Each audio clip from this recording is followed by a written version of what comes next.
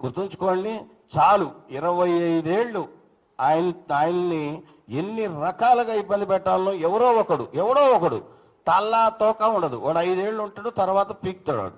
ఎడిపోతాడో వాడికే తెలియదు. వీళ్ళందరూ మోపవుతారు. ఎప్పుడు వీడిపోతే ఇంకోడొస్తాడు. ఏనా ఇదంతా?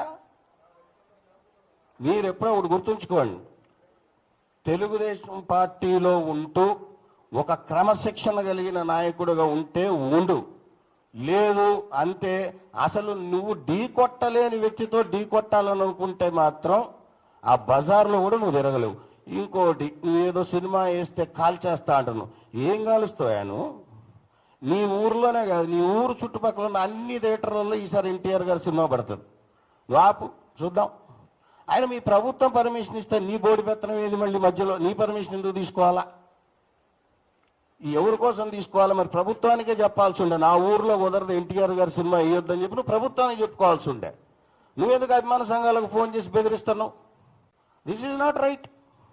ఒక పొలిటీషియన్ అనేవాడు యాంటీ సోషల్ ఎలిమెంట్స్ని తయారు చేయకూడదు, సోషల్ యాక్టివిటీస్ తయారు చేయాలి. అంటే సమాజానికి ఉపయోగపడే చెప్పు నువ్వు ఏదైనా ఉంటే. అంతేగాని పాలిటిక్స్ని సినిమా రంగాన్ని ఎట్లా కలుపుతావు? 25 ఏళ్ళు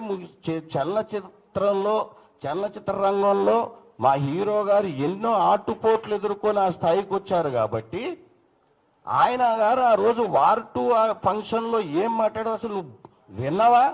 అసలు పూర్తిగా అది పూర్తిగా జ్ఞానంతో వినాల. ఆయన ఎన్ని ఒడిదొడుగులు ఎదుర్కొని వచ్చాడన్నది చెప్పాడు తప్ప వేరే ఎవరిని ఉద్దేశించి ఆయన మాట్లాడలేదు. మీరు దాన్ని వక్రీకరణ భాషలో ఇదేదో దీంతో ఒక దెబ్బతో ఇండియాలో ఫేమస్ అయిపోదా అని.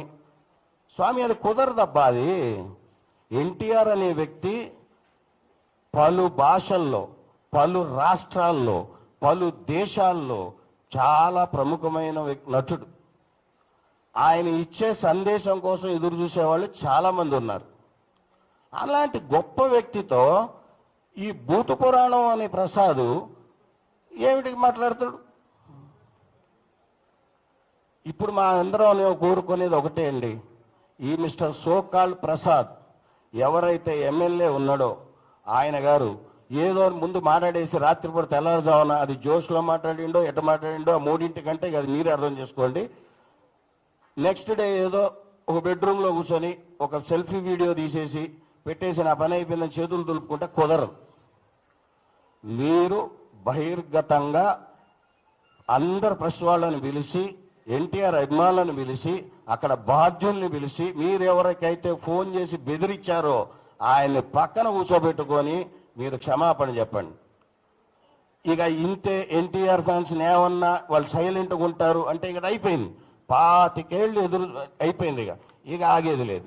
What NTR fans can do అన్నది ఇక నుంచి మీకు చూస్తారు. గతం, చరిత్ర, ఇప్పుడు జరగబోయేది చూడండి. కాలం ఎప్పుడూ ఒకేలాగా ఉండదు. మిస్టర్ ప్రసాద్, మీరు క్షమాపణ అనేది 2-3 రోజుల్లోనే తెలియపరచకపోతే మేమైతే అభిమానులు మేము ఆపాలనుకునే వాళ్ళు ఎంత ట్రై చేస్తున్నా చాలా మంది ఆగలేని పరిస్థితుల్లో ఉన్నారు, తట్టుకోలేవు. నువ్వు కొంచెం జాగ్రత్త.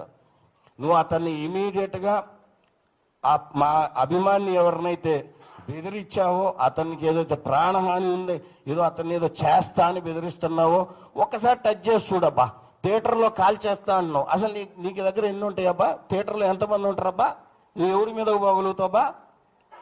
ఒక థియేటర్లో ఎన్ని సీట్లు ఉంటాయి తెలుసా నీకు? అసలు ఒకటండి, జరిగిన దానికి క్షమాపణ చెప్తూ అతని యొక్క వంకర బుద్ధికి, అతనికి సంస్కారం లేదు, తల్లిదండ్రుల పట్ల గౌరవం లేదు. నాకు తెలిసి వాళ్ళ ఇంట్లో వాళ్ళు కూడా తిట్టుంటారు ఇది జరిగిన తర్వాత. ఆ 3 టైంలో జరిగింది. తర్వాత అతను పశ్చాత్తాపడి ఉన్నాడో లేదో మనకైతే తెలియదు. కానీ అతనిని క్రమశిక్షణ కలిగినటువంటి ఒక పార్టీగా పెద్ద ఆయన స్థాపించింది, నందమూరి తారక రామారావు గారు స్థాపించిన పార్టీలో ఒక ఎమ్మెల్యేగా ఉన్నాడు. కాబట్టి ఆయన మీద యాక్షన్ తీసుకుంటేనే రాబోయే తరాలు, రాబోయే ఎమ్మెల్యేలు ఎవరైనా సరే, యువకులైనా సరే, అనుభవజ్ఞులైనా సరే, నందమూరి వారి ఫ్యామిలీ జోలికి రావాలంటే భయం ఉండాలి. నువ్వు అదే నందమూరి వారు స్థాపించినటువంటి పార్టీలో అదే జెండా నీడలో ఎమ్మెల్యే అవుతారు, మంత్రులు అవుతారు, కానీ వాళ్ళ కోడలను తిడతారు, కొడుకుని తిడతారు, మనవాళ్ళని తిడతారు. ఇది ఎక్కడ న్యాయం అండి? నీకు అంతకు ఇష్టం లేకపోతే మా పార్టీలోకి రా.